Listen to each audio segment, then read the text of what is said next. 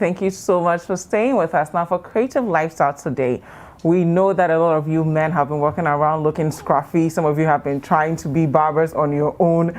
And we have the best barber in Ghana to walk us through what some of the barbers have been doing to ensure that you can still get a haircut in these trying times. I'm talking about the only barber with a degree.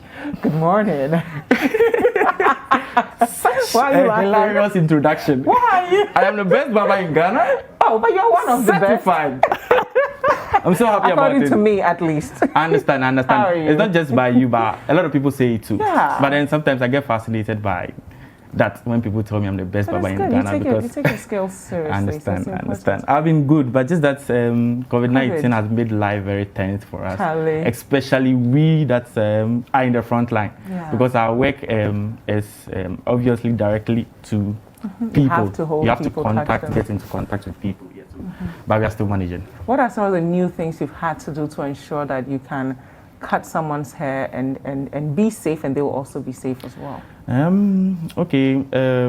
can assure you that it's actually safe to go to the barbershop to cut hair. Yeah. But there are certain measures when you put in place, you can actually be safe in the barbershop. Of course, last time when I was on the show, we spoke about how to cut your hair at home. Yeah. So for those of you who are watching who are really concerned about not going to the barbershop, I think you can tap on that knowledge. Exactly. Just go to CCTV, you find it. So yes, coming here, I've listed some few items that's shared publicly at the salon. Okay. That viewers have to be very careful about. Okay. Some items like the towel, the washrooms, the waiting chairs, the hairstylists, door handles, clippers and trimmers. Okay. These are the items that are shared by the public anytime you enter the barber shop.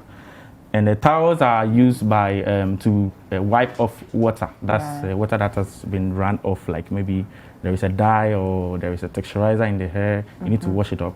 Mostly in barber shops, towels are being shared among clients. Do they wash it after each client, or you wouldn't?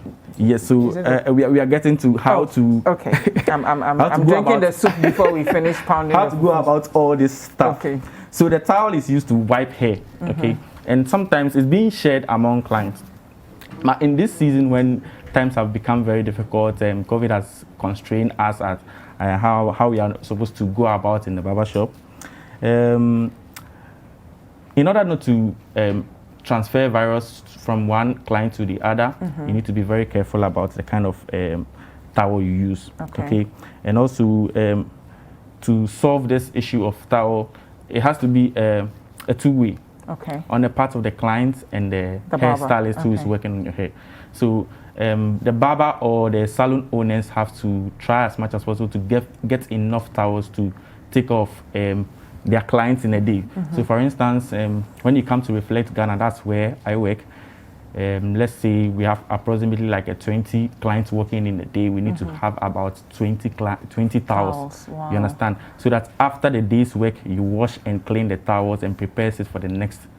But with all this increased cost, how does that make life difficult? Because me as a customer, if you tell me my cost, I have to pay more, I may not necessarily understand that. And we need to be able to bear with the situation, because COVID has actually made life very expensive for us. Yeah. So it's something to actually try and live with it. You understand? Cost has become very high because of the COVID situation. So in as much as possible, like that, we can't pay so much for extra towels. On the part of the clients, we can actually walk into the barber shop with our own towels. Okay. So last 2 days I was working on a client, and surprisingly, when it got to the time for me to wash her hair, she said she brought her own towels, and I was so happy about that. Yeah. So I actually put it in my notes today that yes, it's actually a way of solving the towel problem in the barber shop. Okay. So another item that we need to look at is the hairstylist itself. Okay. We the hairstylists, those are the barbers. We are being shared among a lot of clients. Yeah. And that's one more reason why our model today is here. So we demonstrate how to go about when we are cutting the model. So COVID has made it almost impossible for social distancing to work when you come to the barber shop, because you definitely have to come into contact with your client. So most of the time you would have to have your nose mask on for the client. You, the hairstylist, also have to have yours.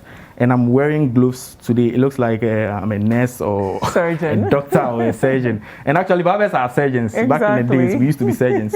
So you always have to have this on as a hairstylist to solve the problem of sharing a hairstylist among clients. Yeah. Okay. So that's on the part of the hairstylist. But when it comes to you, the clients, your responsibility is actually you. The responsibility is actually you. You have to be able to take care of yourself. Okay. So in a case where you realize that your barber or your hairstylist is not having their mask on, they are not wearing gloves, you should try as much as possible to request that for your barber to wear their mask. And when it comes to the gloves, if the barber doesn't have a glove, they should at all times make available alcohol-based sanitizer. Okay.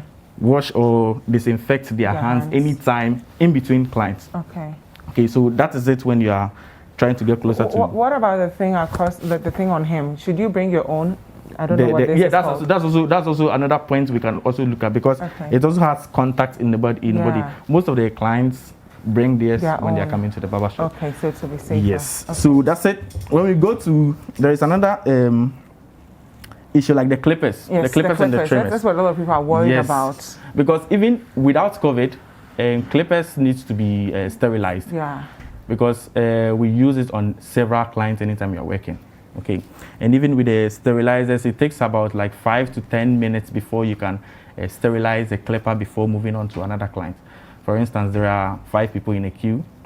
One person gets a haircut. There should be a time range of 5 to 10 minutes for the clipper to sterilize before you move on to the next client. But are there any demonstrations we'll go through? Yes, this one? Please, let's go for it. We don't have the sterilizer here, but then we have a clipper side. This is a clipper side that helps you to sterilize the clippers before moving on to if you go to a barber shop, you can request that, do you have this here? If they don't, you know that they are not sterilized. You know that you are not safe. And sometimes I feel bad for most people out there, because there are so many barber shops that do not have stuff like this. So the decision starts when you decide to go into the barber shop. Whom are you going to cut your hair with? Exactly. Because I personally think that barbers are supposed to be learned. Like they are the people who are supposed to be exposed to the knowledge about the pandemic, the virus. Because you're trusting yourself. Yes. Them. So aside this, what else should you look out for? When you walk into a barber shop? How do you call it? The sterilizer. Okay. You have to look out for that, and the combs. That runs through, that the barbers used to run through their clients and all. You have to make sure that all those are sterilized. If you are not so certain about or trust your barber that much, you should always try as much as possible to carry your combs along, brushes, so that you don't get infected.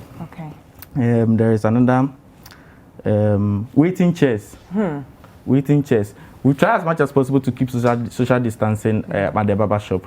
But the sad part is that when somebody gets out from a chair, you do not know whether they have left any virus in the chair. So we try as much as possible to use alcohol-based sanitizer to sanitize it. And on the part of the clients too, you can bring your own sanitizers. So you make sure the barber shop is safe for you.